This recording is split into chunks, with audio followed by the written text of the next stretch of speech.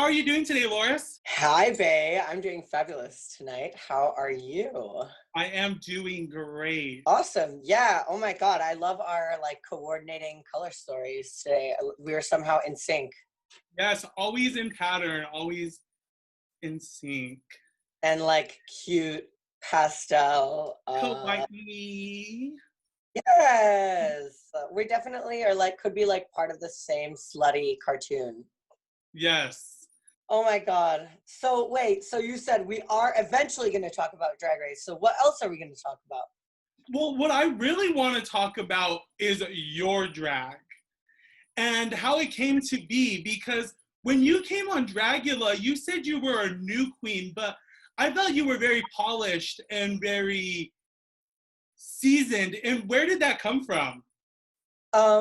Well, I said I was a young queen. I didn't necessarily say I was a new queen. And by young queen, I do mean the youngest queen on season one, by the way. By 2 years, I was 2 years younger than Vander at that time. And I feel like I said it a million times, but I don't know. So I don't know. I had already been doing drag for about 3 years by the time I was on the show, or two, I don't know, something around there.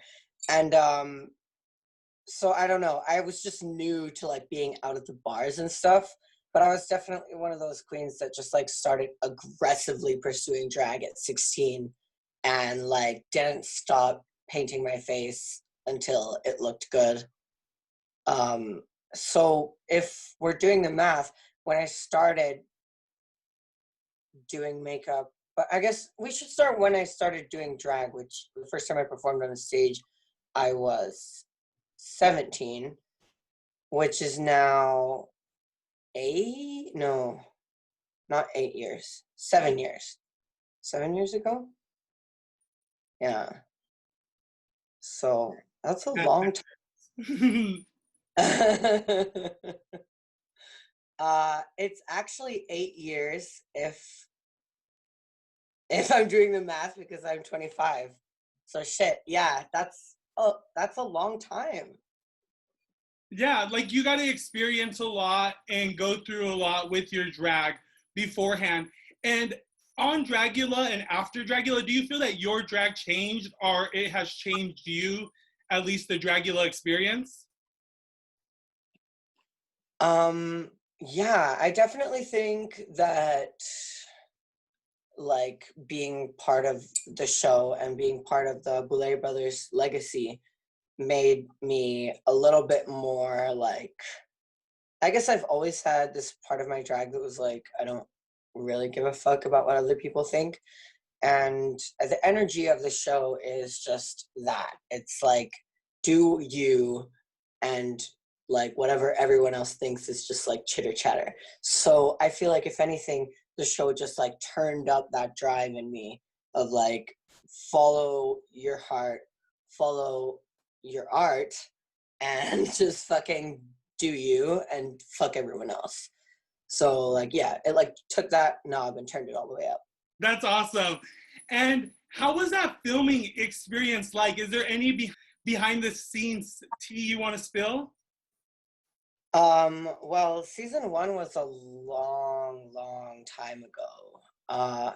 So I don't know. It's all distant memories at this point. It was it was very intense, but all of the memories that I have of it are somehow just positive, because I was just excited to be a part of something, and this project particularly, because I had been a fan of the Boulay Brothers for a very long time, and I knew that whatever project they were putting this much effort into was going to be great.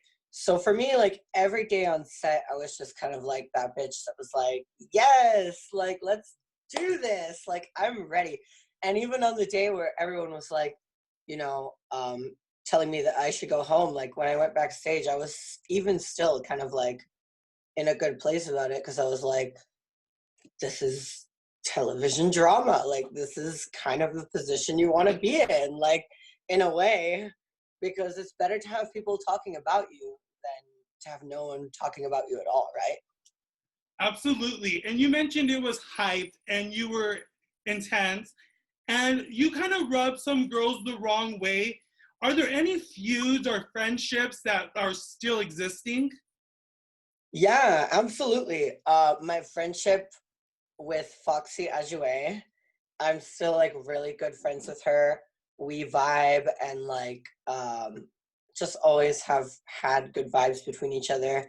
I recently made a costume for her, a latex costume, and like every time that I see her, she just like radiates good energy. So I fucks with Foxy. Also, oh, I guess a cool thing to say would be that Meatball and I are totally like on the same page. Like in a good place with our relationship right now. The last like she made this huge like peace offering to me at a bar one time, and she brought me these vegan donuts and like gave them to me, and she was like, "Here, have these vegan donuts. Like my boyfriend has them, and they're like too much, and we don't want them. So I knew that you would have them." And I was like, that is the sweetest thing. Like, in a way, I felt like that was like a peace offering between us, and we've always been cool ever since the filming of the show.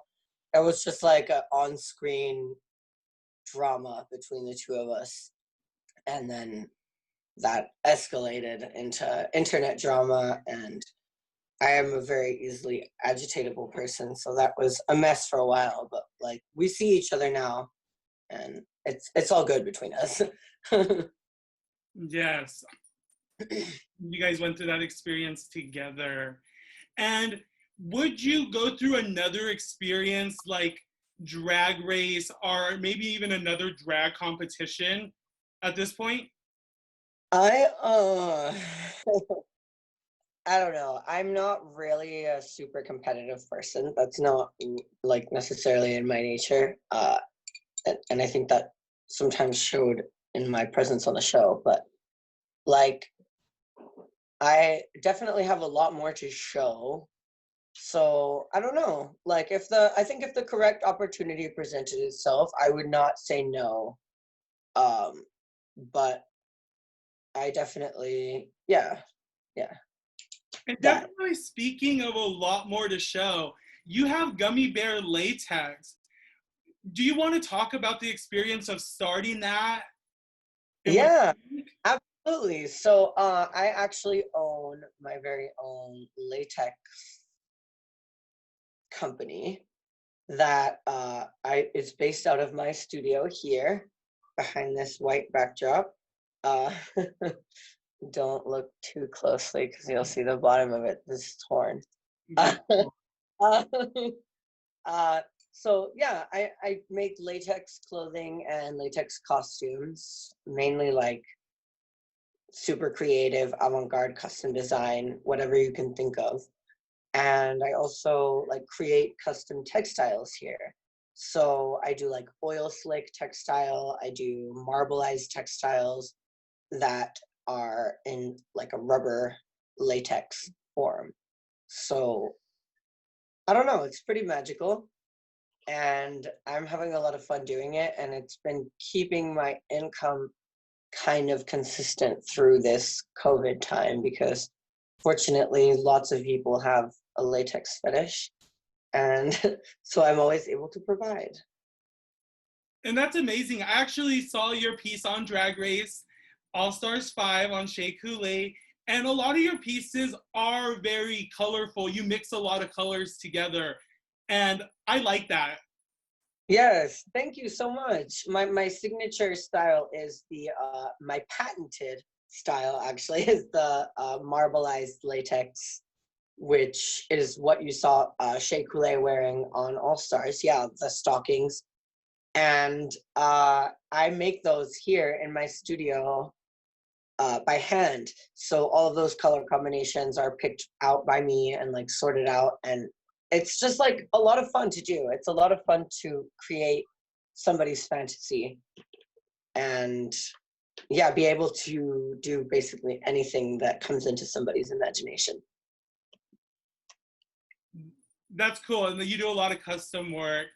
And you mentioned doing it during quarantine, it keeps your income, but do you have any other major plans for your drag during quarantine while we stick this out for the rest of the year?